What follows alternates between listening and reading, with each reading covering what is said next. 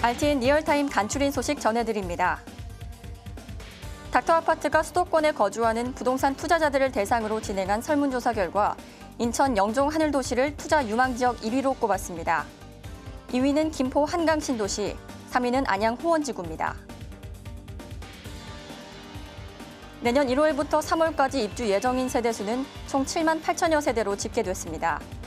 이는 전년 동기 대비 31.2% 증가한 수치입니다. 자산가들의 절반은 수익형 부동산 임대 수익률로 연 5%를 원하는 것으로 드러났습니다. 또한 대다수는 수익형 부동산 중에서도 상가 빌딩을 선호했습니다. 제2외곽순환고속도로 이천에서 오산 구간이 이번 달 중에 착공됩니다. 국토교통부는 22일 이천 오산고속도로 실시 계획을 승인했습니다.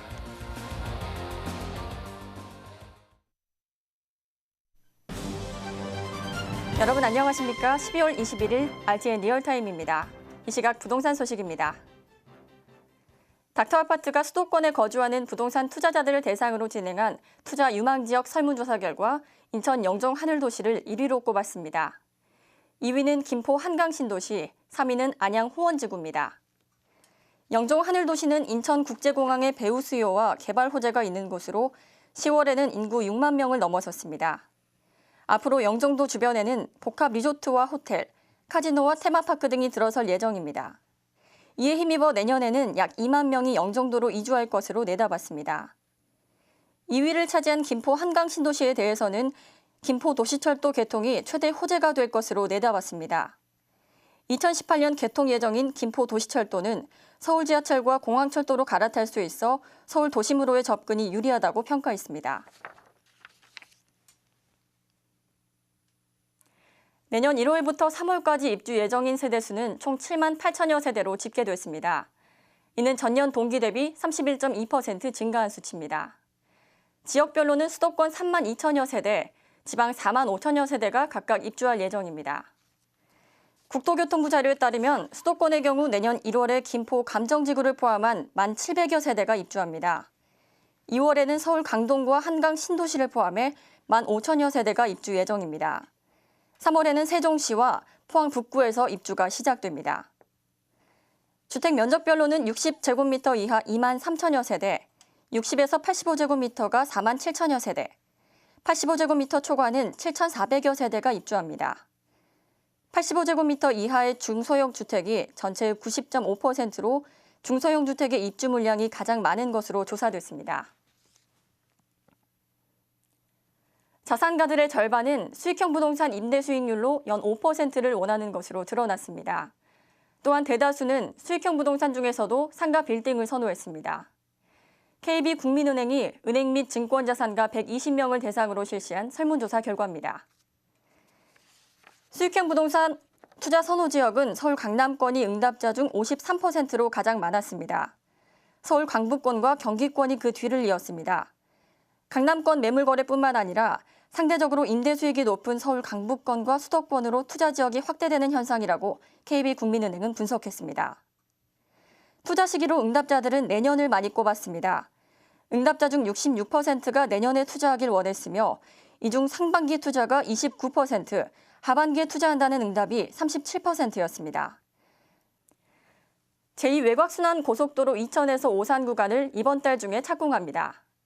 국토교통부는 22일 이천 오산고속도로 실시 계획을 승인했습니다. 따라서 2021년 개통을 목표로 공사를 진행할 예정입니다.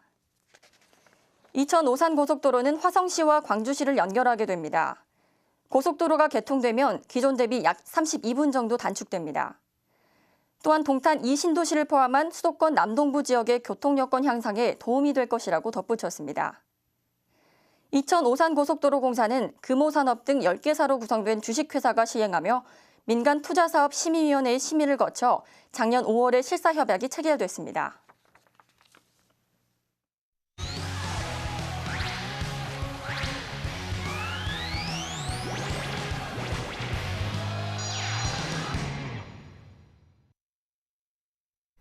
전셋값 상승세와 저금리 기조가 지속되면서 처음으로 월세 비율이 전세를 앞질렀습니다. 또 서울이 다른 지역에 비해 전월세 비율은 가장 높은 반면 자가 비율은 가장 낮은 것으로 나타났습니다. 이와 관련해서 전문가님과 함께 이야기 나눠보도록 하겠습니다. 김영구 해설위원님 나와주셨습니다. 안녕하십니까? 안녕하세요. 네, 먼저 전국적으로 우리나라 주택 자가 보유율이 어느 정도 되나요? 이 자가 보유를 측정하는 기관은 국토교통부하고 통계청이 있습니다. 이 국토교통부에서 통계를 내는 것하고 통계청에서 통계되는 것하고 서로 차이가 있기 때문에 우선 시청자 여러분께서는 통계청에서 통계내는 이런 방법하고 또 국토교통부가 통계내는 방법의 차이점을 우선 설명하고 진행하도록 하겠습니다. 자, 옛날에는 1인 가구는 가구 수에 포함을 안 시켰습니다. 그리고 다가구 같은 것은 하나로 봤습니다. 이래서 1인 가구 수가 아무리 늘어나도 다가구 주택은 19가구까지 살 수가 있는데 하나로 보기 때문에 이래서 1인 가구 수나 다가구를 하나로 봤을 때 그 수나 거의 같을 거다. 그러나 정확성이 없기 때문에 국토교통부는 1인 가구까지도 가구 수에 포함을 시키고 대신 다가구 주택은 실제 거주할 수 있는 공간, 즉 1주택이 19개면 주택수를 19개로 봅니다만은 통계청은 주택법의 다가구는 단독이기 때문에 19세대가 살 수 있다 하더라도 하나로 봅니다. 이래서 주택수를 보면 통계청에서 말하는 우리나라 주택수하고 국토교통부가 말하는 주택수하고 다르기 때문에 주택보급률이랄지 또는 자가 소유율이랄지 이런 것에서 차이가 있습니다. 우선 주택보급률을 따진다면 국토교통부는 2014년에 이미 우리나라는 103.5%를 달성했다. 이렇게 발표를 했지만 통계청은 5년마다 조사하는데 2015년 통계에 의하면 85.6% 주택보급률을 나타내고 있습니다. 제가 앞으로 설명하고자 하는 내용은 통계청에서 2015년에 발표한 내용을 가지고 설명하도록 하겠습니다. 통계청에서 2015년 발표한 자료에 따르면 우리나라 가구 중에 집이 있는 가구는 56.9%, 1,304만 5천 명이 집이 있다. 그리고 집이 없는 사람은 44%, 841만 2천 가구는 집이 없습니다. 그러면 집이 있을 때 1인당 평균 가지고 있는 주택은 약 1.08개입니다.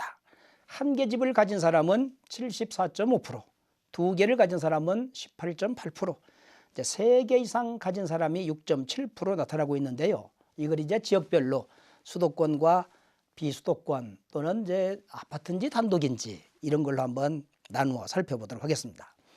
우선 성별을 보면 남자가 많겠어요? 여자가 많겠어요? 주택 소유한 사람이. 남자가 많죠. 그죠? 주택을 소유한 남성이 742만 1000명으로 전체 56.9% 차지했고 여자 소유자 비중도 2012년 41.4%, 2013년 41.9%, 그리고 2015년에 43.1%로 3년 연속 증가 추세를 보이고 있습니다. 이제 연령별로 본다면 가장 집을 많이 가진 사람이 50대입니다.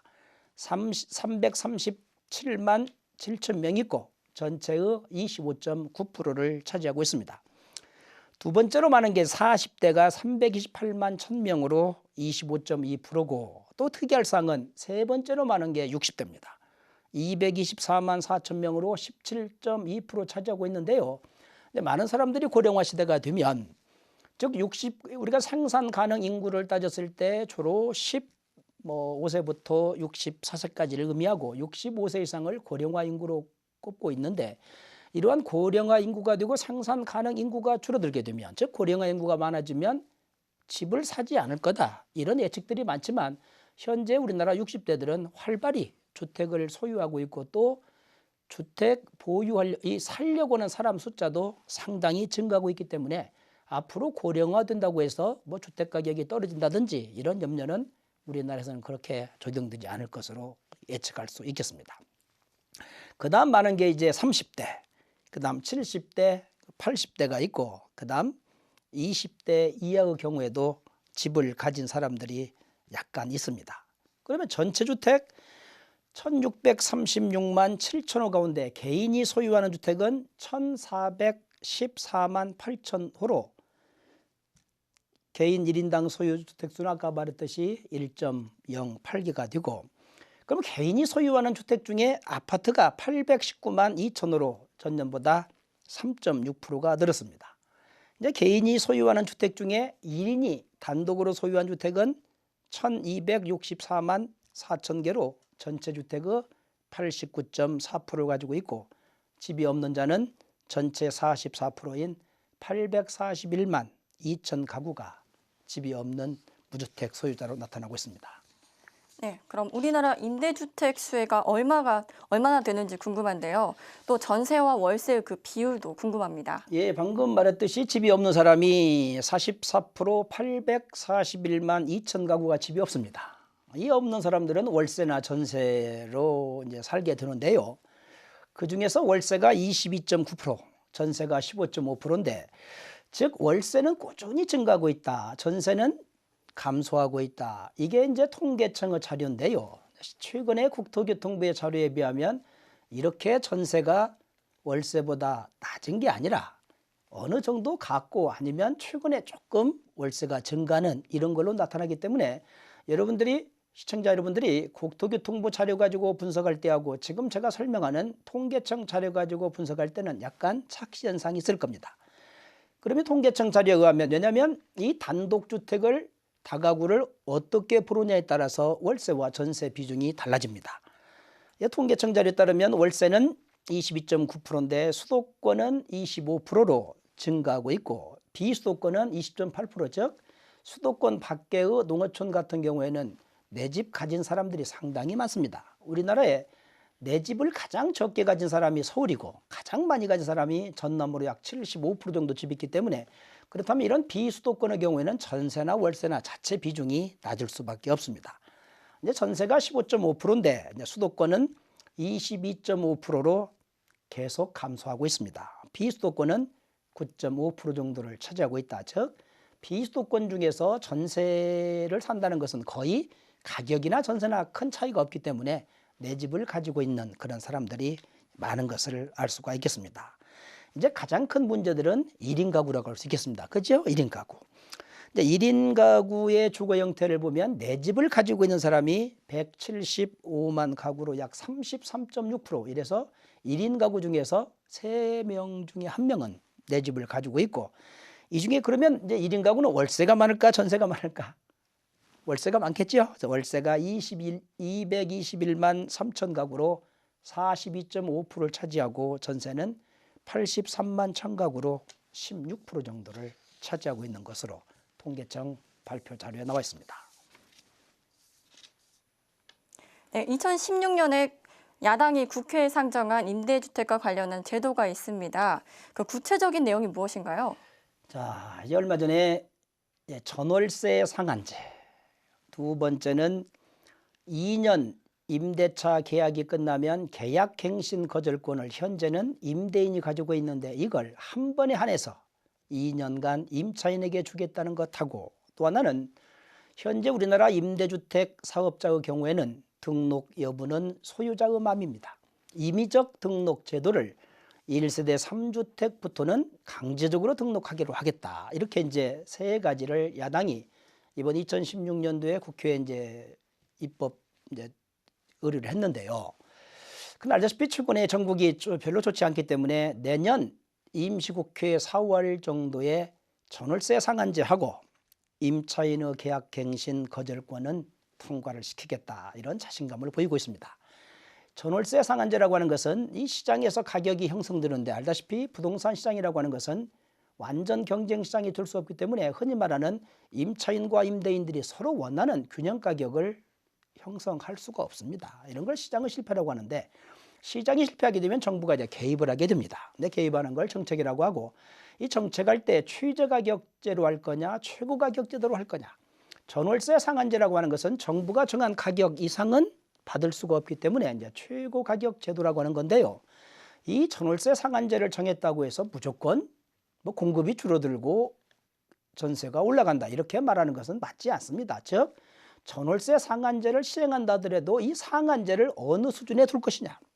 즉 예를 들어서 현재 5% 6% 이런 정도에 둘 건지, 아니면 상가 임대차 보호법처럼 9%에 둘 건지. 이래서 전월세 상한제를 시행한다고 해서 전월세가 폭등하고 이런 것은 당장 뭐라고 할 수 없겠지만은 그러나 전월세 상한제를 도입하면서 전월세를 높게 정하지는 않을 겁니다. 그잖아요. 높게 정하면 임차인 보호 의미가 없기 때문에 그렇다면 아마 전월세 상한제를 이제 도입해서 낮게 정하게 되면 임대인의 수익률이 떨어집니다. 임대인의 수익률이 떨어지면 임대주택 공급이 줄어들 것이고 또 전월세가 낮게 되면 임차인들은 내 집을 갖기보다는 전월세를 사는 것이 금융비용이나 기타 세금 같은 걸 비교해도 관리비 같은 걸 비교해도 훨씬 유리합니다. 이래서 임대주택의 공급은 부족하고 수요는 증가하기 때문에 오히려 공급 부족 문제가 생기고 전월세 가격이 또 폭등할 수 있는 우려가 있다고 해서 야당에서는 찬성하지만 여당에서는 지금까지 한 5년 정도 극구 반대를 해온 겁니다. 그러나 일부 이제 내년하고 내백년 동안에 입주하는 아파트 수가 78만 개 정도가 들어온다. 이래서 역전세가 생기고 전세 또는 월세가 안정되는 이때 도입하지 않는다면 앞으로 도입하기는 더 어려울 거다. 그리고 항상 어떤 제도를 도입했을 때 문제점만 거론할 게 아니라 일단 도입해보고 문제가 나온다면 그런 문제를 또다시 한번 수정 보완할 수 있는 이런 대안이 필요하지 않을까 생각하는 것이 전월세 상한제고요. 그 다음에 이제 계약갱신 거절권. 현재 우리나라 주택임대차보호법은 1989년부터 임대차 계약기간이 2년이고 2년만 지나면 계약갱신을 할 건지 안 할 건지는 임대인이 가지고 있습니다. 임대인이 나 계약하기 싫다고 하면 임차인은 나가야 됩니다. 그러나 한 번에 한해서 임차인에게 계약갱신 거절권을 부여하겠다는 것입니다. 이 말은 2년간 임대차 계약하여 살고 있다가 임차인이 자기 중학교, 고등학교 아들을 1학년 때 전학을 시키고 전월세를 얻었는데 2년이 지나면 2학년 말입니다. 3학년 때 학교를 다녀야 되는데 또 임대인이 나가라고 합니다. 이래서 나갈 수도 없기 때문에 반전세를 할지 높은 전세값을 올려주고 살게 되는데요. 이런 걸 방지하기 위해서 임차인에게 2년 계약갱신 거절권을 부여한다는 것은 임차인이 임대차 계약기간 2년이 끝난 후에도 나 2년 더 살겠다 하면 임대차 계약기간은 4년으로 되는 것이 계약갱신 거절권인데요. 이렇게 되면 임차인들은 많은 좋은 이게 좋은 그 방법이 되겠지만 임대인의 경우에는 그만큼 불리해질 수 있고 또 제3자인 중개업자는 현재 아까 설명했듯이 우리나라 임대차 주택 수가 약 841만 개인데요. 임대차 계약이 2년씩이기 때문에 적어도 420만 개는 임대차 계약 갱신이 이루어지는데 임차인이 2년 더 살겠다고 하면 제3자인 중개업자의 경우에는 그만큼 중개 계약할 수 있는 물건이 줄어들기 때문에 하여튼 어떤 제3자까지 좋은 방향으로 해결이 됐으면 하고 그다음에 1세대 3주택자의 주택 임대사업자 등록 의무화는 아직 그렇게 크게 중요하지는 않은 것 같습니다. 네, 2017년 새해부터 임대주택 과세제도가 변경이 된다고 하는데 그 변경되는 내용이 뭔가요? 이제 전월세의 과세 방법이 2014년 2월 26일 전월세 선진화 대책을 마련하면서 올해 말까지는 일정 부분에 대한 전세 월세는 과세를 유예하고 2017년부터 1세대 3주택으로 전세 보증금 합계가 3억을 초과하면 초과 금액의 60%를 1.8% 간주 임대료 이자율을 곱해서 자기 근로소득, 사업소득에 포함시켜 6%부터 38%까지 세율을 적용하여 전세금 간주 임대료의 세금을 부과하겠다 했지만 이걸 2019년으로 연장을 했습니다. 2년 연장을 했는데 올해하고 내년하고 차이점은 올해까지 1세대 3주택 수에 제외하는 것이 85평방미터 이하로고 주택 공시가격 3억 이하짜리는 새 주택 수에서 제외하는데 내년부터는 85평방미터가 아니라 60평방미터로 기준이 낮아지기 때문에 85평방미터 주택을 올해 3개 가지고 있을 때는 어쩌면 전세 보증금에 대한 세금이 부과되지 않았다 하더라도 내년부터는 과세될 우려도 있기 때문에 60과 80 전용면적 평방미터 사이는 내년에 조금 신경을 쓰셔야 합니다. 그 다음 월세의 경우에는 올해나 내년이나 큰 변동은 없습니다. 즉 2천만 원 이하 1세대 다주택자 올해까지 비과세하고 내년부터 과세하기로 했던 것을 2년 연장시켜 2019년부터 과세하기로 했다. 이렇게 내용이 큰 변경 없고 2년만 유예된 내용입니다. 네, 그럼 2017년부터 임차인들이 지불한 임대료에 대한 세액공제를 받으려면 어떤 절차가 필요한가요? 자, 정부에서는 이 전월세를 선진화시키려면 첫째 전월세를 투명하게 확인할 수 있어야 됩니다. 하지만 전월세를 아는 사람이 4사람이 있습니다. 임대인과 임차인, 중개업자, 그다음 확정일자를 동사무소에 받게 되면 동사무소에서 얼마의 전월세 금액인지 알 수가 있는데요. 현재 중개업자는 주택 임대차 신고 의무가 없습니다. 또 동사무소에서 국토교통부가 자료를 모아서 국세청에 간접 통보하는데 이것도 직접 자료를 활용하지 않고, 그러면 임대인에게 신고하는데 임대인들이 신고하는 비중을 보면 아주 낮습니다. 이래서 어떻게 하면 전월세를 선진화시킬까 해서 임차인에게 작년부터 임대인에게 지불한 임대 금액의 10%를 자기 근로소득에서 세액공제 주겠다. 이런 조건에 해당하려면 첫째는 집이 없어야 됩니다. 내 집이 있는 사람이 다른 집에 사는 사람은 적용받을 수 없습니다. 그리고 사업자는 되지 않고 근로소득 7천만 원 이하이고 연말 정산할 때 신고할 때는 적어도 5년 이내 신고를 하면 이런 혜택을 받을 수가 있습니다. 네, 마지막으로 2017년 주택시장, 임대주택시장은 어떻게 예상하십니까?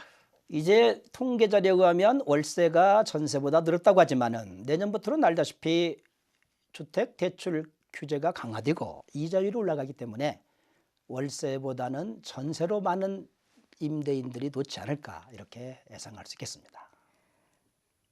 네, 오늘은 임대주택에 대해서 김용구 해설위원님과 이야기 나눠봤습니다. 감사합니다. 감사합니다.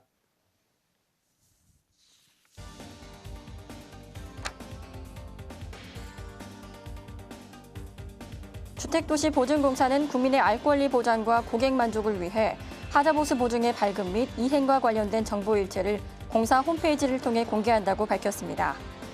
그간 일반 입주민들이 하자보수 보증금 청구나 그 절차를 쉽게 파악하기 어려웠으나 이번 공개를 통해 하자 보증기간과 보증금액, 보증 발급 내용 등 그 내용을 투명하게 처리하겠다고 밝혔습니다. 더불어 올해 출시한 허그아이 모바일 앱에서도 하자 보증 관련 정보를 쉽게 확인할 수 있도록 서비스를 제공할 예정이라고 전했습니다.